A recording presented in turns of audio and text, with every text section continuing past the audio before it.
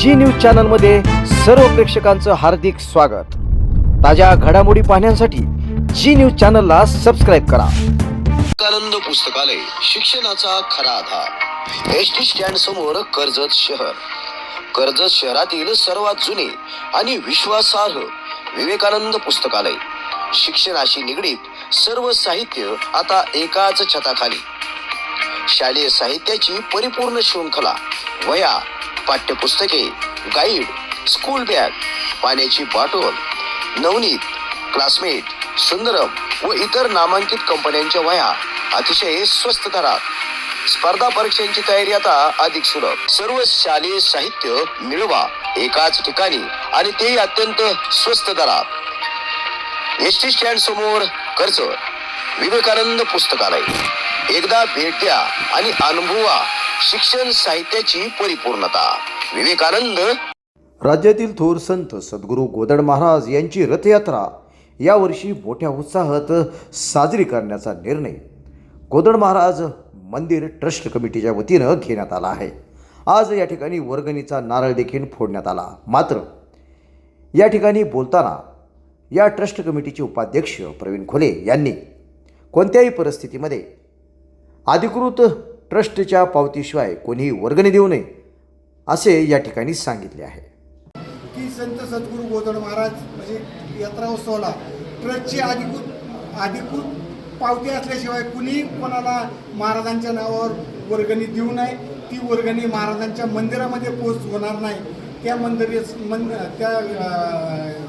ज्या जी देणगी असेल त्या देणगीचा विनियोग इथं महाराजांच्या मंदिरामध्ये होणार नाही। त्याचा हिशोब नाही, किताब नाही, त्या गोष्टीच्या आपल्याला खोलात जायचं नाही। पण अधिकृत पावती असल्याशिवाय या ठिकाणी कुणी वर्गणी महाराजांच्या नावावर देऊ नये।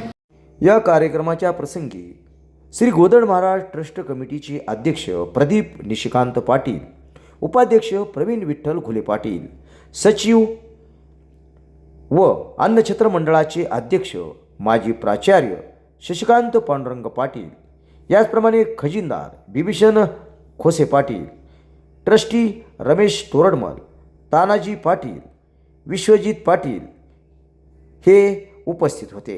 याशिवाय अनेक मान्यवर, सेवेकरी, भाविक, मानकरी या कार्यक्रमासाठी उपस्थित होते। यावेळी या ट्रस्ट कमिटीचे अध्यक्ष प्रदीप पाटील यांनी या ठिकाणी बोलताना सांगितले की कोणीही यात्रेच्या निमित्तानं कोणाच्याही मनामध्ये भीतीचे वातावरण तयार करू नका किंवा राजकारण करू नका असे आवाहन देखील प्रदीप पाटील यांनी केले आहे। समाजामध्ये भाविकांमध्ये जे भीतीचं व संभ्रमाचं वातावरण निर्माण करण्याचा जो प्रयत्न चालू त्या सर्वांना विनंती करू इच्छितो, सर्वांना सांगतो कुणाचेही अधिकार काढलेले नाहीत, कुणीही राजकारण करण्याचा प्रयत्न करू नये। अशा पद्धतीने या ठिकाणी अतिशय भव्य दिव्य स्वरूपामध्ये हा कार्यक्रम संपन्न झाला।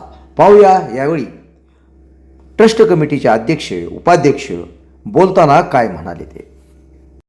वाढवण्याच्या कार्यक्रमाच्या निमित्ताने सगळ्यांना आवाहन करतो, जो अपप्रचार चाललेला आहे कुणाचाही अधिकार कुणाचे काही काढलेले नाहीये। समाजामध्ये भाविकांमध्ये जे भीतीचं व संभ्रमाचं वातावरण निर्माण करण्याचा जो प्रयत्न चालू त्या सर्वांना विनंती करू इच्छितो, सर्वांना सांगतो कुणाचेही अधिकार काढलेले नाहीत, कुणीही राजकारण करण्याचा प्रयत्न करू नये ही पुन्हा एकदा गोदड महाराष्ट्राची नम्रतेची विनंती। आणि हा सगळा कारभार आपला पारदर्शकपणे कायदेशीरपणे चाललेला आहे आणि लोकांच्या मनामध्ये भीती संभ्रम निर्माण करण्याचा काही जणांचा प्रयत्न असेल त्यांनाही सर्वांना बरोबर घेण्याची आपली तयारी आहे। पण सर्वांना विनंती करतो की संभ्रमाचं वातावरण निर्माण करण्याचा आणि भीती व संभ्रमाचं वातावरण कुणी निर्माण करू नये। सर्व वर्गातील सर्व सहकारी यांच्या उपस्थितीत आज संपन्न झालेला सर्व मानकरी उटीवाले यांच्या सगळ्यांच्या उपस्थितीत आज शुभारंभ झालेला आहे। तरी सर्व नागरिकांना आवाहन करतो की ट्रस्टची अधिकृत पावती असल्याशिवाय कुणीही वर्गणी देऊ नये असे मी ट्रस्टच्या वतीने नम्रतेचं आवाहन करतो। आज श्री संत सद्गुरू गोदड महाराजांच्या मंदिरामध्ये येणारा रथोत्सवाची तयारी आणि त्या निमित्तानं वर्गणीचा श्रीफळ ट्रस्टचे अध्यक्ष प्रदीप पाटील यांच्या हस्ते आणि या सगळ्या ग्रामस्थांच्या सेवेकरांच्या हस्ते या ठिकाणी वाढवला आणि त्यानंतर आता संत सद्गुरू गोदड महाराजांच्या रथोत्सवाच्या तयारीला आपण सर्वजण लागणार. रथोत्सवाची तयारी करत असताना 18 जाती धर्माच्या माणसांना बरोबर घेऊन या निमित्तानं हा सोहळा पार पाडणार आहे.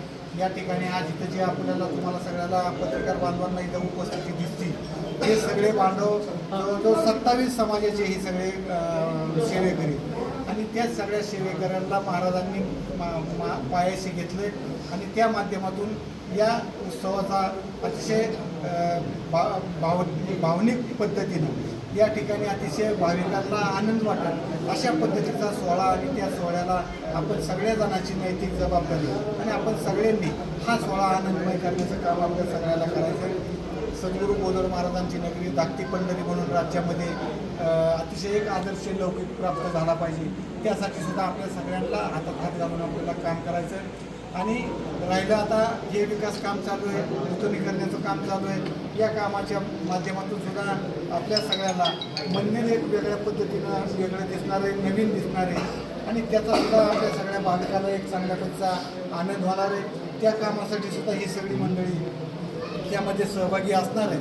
आणि मग आता प्रत्येक गोष्ट आणि प्रत्येक कार्य महाराजांचं ही सगळी मंडळी अतिशय आदर्श पद्धतीनं करणार आहे आणि म्हणून खऱ्या अर्थानं त्यांना मी शुभेच्छा देतो की आपली निवड महाराजांनी केली आणि महाराजांनी तुम्हाला ही सेवा दिली हे सोपं नाही. तुमच्या जीवनाचं भाग्य म्हणणं तरी ते चुकीचं ठरणार नाही आणि म्हणून आपण सगळ्यांनी सद्गुरू गोदड महाराजांचं आपण हे कुटुंब आहे आणि महाराजांच्या कुटुंबाचा लौकिकच चांगला राहिला पाहिजे. आपल्याला चांगल्याच प्रत्येक गोष्ट आपल्याला चांगली करायची आणि कामाशिवाय आपल्याला दुसऱ्या गोष्टीकडे लक्ष द्यायला आपल्याला वेळ नाही आणि म्हणून आता आपण सगळ्यांनी हे चोखपणाने राज्याला दाखवून द्यायचं आहे की छोटी माणसं सुद्धा कशा पद्धतीनं सोहळा करणार, कशा पद्धतीनं आदर्श घालून देणार आणि म्हणून त्याची जबाबदारी आता आपली नैतिक जबाबदारी या सगळ्या सेवेकरांची आणि मग त्या पद्धतीचं काम आपल्या सगळ्यांना मिळून करायचं, सगळ्याला बरोबर घेऊन करायचं आणि सद्गुरू गोदड महाराजांची नगरी धाकटी पंढरी म्हणून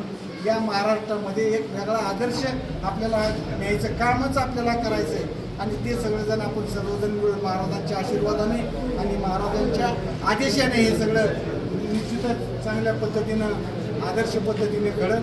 आज मला आनंद वाटतो की ही जी सगळी छोटी माणसं आहेत की हे ज्या माणसांना कधी असं जवळ कुठं उभा करण्याचं म्हणा किंवा एखाद्या कामाच्या संदर्भात एखाद्या ठिकाणी उद्घाटनाला असं सुद्धा ही कुठल्या हिशोबामध्ये नसते. तुम्ही सगळेजण त्याच तोला म्हणायचे पण या ठिकाणी छोट्या माणसांना संधी नव्हती. आता आपण आता उलट आहे इथं आता सगळ्या छोट्या माणसांना प्रमुख पद आहे आणि त्याच पद्धतीनं आदराने मानाने सन्मानाने आता तुम्ही सगळा हे कारभार महाराजांच्या आशीर्वादाने आणि आदेशाने आपण करायचा आहे.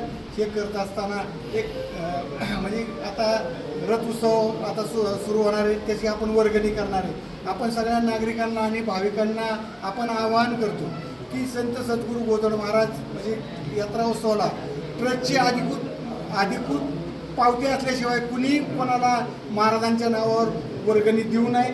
ती वर्गणी महाराजांच्या मंदिरामध्ये पोच होणार नाही. त्या त्या ज्या जी देणगी असेल त्या देणगीचा विनियोग इथं महाराजांच्या मंदिरामध्ये होणार नाही. त्याचा हिशोब नाही, किताब नाही, त्या गोष्टीच्या आपल्याला खोलात जायचं नाही. पण अधिकृत पावती असल्याशिवाय या ठिकाणी कुणी वर्गणी महाराजांच्या नावावर देऊ नये. कारण दिलेली वर्गणी महाराजांच्या मंदिरामध्ये जर ट्रस्टच्या नावावर जर समजा ती जमा होणार असेल तर त्याचा विनियोग चांगल्या पद्धतीने होईल. त्याचा हिशोब पारदर्शक पद्धतीने असणार आहे. मी तर मगाशी सांगितलं की ज्याने वर्गणी दिली नाही आणि त्यांनी हिशोब मागितला तरी सुद्धा त्या माणसाला सुद्धा सन्मानाने 100 वेळा हिशोब दाखवायचा अशी ट्रस्टची अध्यक्षांची भावना या निमित्तानं राहिलेली आणि मग तशाच पद्धतीचं काम प्रत्येक ठिकाणी अतिशय दर्जेदार पद्धतीने आणि चांगल्या पद्धतीने केलं जाईल. या वर्षीची आता हा कारभार ट्रस्टच्या माध्यमातून हे आदर्श काम आपण या ठिकाणी सुरू केलं आहे आणि हे सगळं आता जी वेगवेगळ्या गोष्टीची चर्चा काही मंडळी करत होती, काही पद्धतीनं त्या ठिकाणी मर्यादित आहे, अमुक आहे, म्हणजे अशा पद्धतीच्या काही चर्चा या निमित्तानं होत होत्या. आता 27 समाजाची माणसं आपण या निमित्तानं घेतली. मग आता इथून पाठीमाग आपण किती जणांना बरोबर घेऊन केलं, काय केलं? आता ही 27 समाजाची माणसं, तरुण पोरं आज गाव कारभारी झालेले, महाराजांचे सेवेकरी झालेले. आणि म्हणून ह्याचं दुखणं कोणाला तर वाटत असेल तर त्यांना दुःख वाटतंय का चांगलं वाटतंय ह्याच्याशी आपल्याला घेणं नाही. आता समजा आता काम चालू आहे, जीर्णोद्धाराचं काम चालू आहे. मग आता ह्या सगळ्या घडामोडी चालू असताना याच्यामध्ये सुद्धा पायाला पाय लावण्याचं काम, म्हणजे महाराजांना विरोध करण्याचं काम चालू आहे, महाराजांच्या विकास कामाला विरोध करण्याचं काम चालू आहे. आणि ज्यांना महाराजांच्या या कामाला सुद्धा विरोध करायचा आहे त्यांनी 100% करावा, त्याबद्दल आमचं काय म्हणणं नाही. महाराज काय असतील ती महाराजावर आम्ही सगळं सोपवलं. पण हे काम मंदिर महाराष्ट्रात सुद्धा एक चांगल्या पद्धतीचं मंदिर आहे, त्याच पद्धतीचं काम या निमित्तानं होईल. आणि वर्गणीच्या बाबतीत आम्ही आता गावात रिक्षा फिरवणार आहोत की सद्गुरू गोदड महाराजांच्या नगरीमध्ये गोदड महाराजांच्या उत्सवाच्या नावाने अधिकृत ट्रस्टची पावती असल्याशिवाय आपण वर्गणी घेऊ नये. अधिकृत ट्रस्टच्या माध्यमातूनच हा सगळा स्वच्छ कारभार, पारदर्शक कारभार होणार आहे. त्याचा अनुभव आपल्या सगळ्याला येणार आहे. त्याची सुरुवात आपण या कामापासून केली म्हणजे हे आपल्या सगळ्याच्या जमेला असावं, यासाठी या निमित्तानं आता आपल्याला ही जबाबदारी पार पाडायची. आता ह्या निर्णयामुळे किंवा काही गोष्टींमुळं लोकांमध्ये आजही भाविकांमध्ये संभ्रम आहे की आता नेमकं वर्गणी कशी करणार किंवा जर दुसऱ्यांनी प्रयत्न केलं तर नेमकी काय भूमिका ट्रस्टची राहील. नाही, आता विषय असा आहे की अधिकृत ट्रस्टच्या माध्यमातून जे कायद्याने धर्मादायकांनी ज्या पद्धतीने ट्रस्ट निर्माण करून दिले, ट्रस्टमध्ये ज्या गोष्टी असतात, जी ट्रस्टमध्ये घटना आहे त्याच्यामध्ये नियमावली आहे, त्याच्यामध्ये हे सगळे कार्यक्रम वर्षभराचे जे कार्यक्रम महाराजांचे असतात त्या सगळ्या कार्यक्रमाचा त्याच्यात उल्लेख कशा पद्धतीने होणार, काय होणार, या सगळी जी भूमिका ही भूमिका कोर्टासमोर, निर्माण कोर्टासमोर मांडून कोर्टाने त्याला त्या पद्धतीची परवानगी दिलेली. आता काही वेळा काही जण मंडळी सांगतात आता पुजारी काही वेळा काही पुजारी संभ्रम निर्माण करण्याचं काम करते किंवा आमचे अधिकार काढून घेतील किंवा आम्हाला असं करते. या ठिकाणी ट्रस्ट होत असताना ट्रस्टमध्ये या सगळ्या बाबींचा उल्लेख आहे. या सगळ्या बाबींच्या काय असतं, कसं असतं, कोण करतं, या सगळ्या बाबींचा उल्लेख आहे. इथं कोणाचा अधिकार काढून घेतला जाणार नाही. पण ज्यांना पूजेचा अधिकार आहे त्यांनी पण पूजा त्या पद्धतीनेच करावं लागणार आहे. मंदिर आता मला तुम्ही सांगा, आता मंदिर पहाटे किती वाजता उघडलं पाहिजे त्याची पण दैनंदिनी प्रत्येक ठिकाणी असते. कधी समजा 5ला उघडलं, कधी 6ला उघडलं, कधी 6:30ला उघडलं, असं कुठं होत नाही.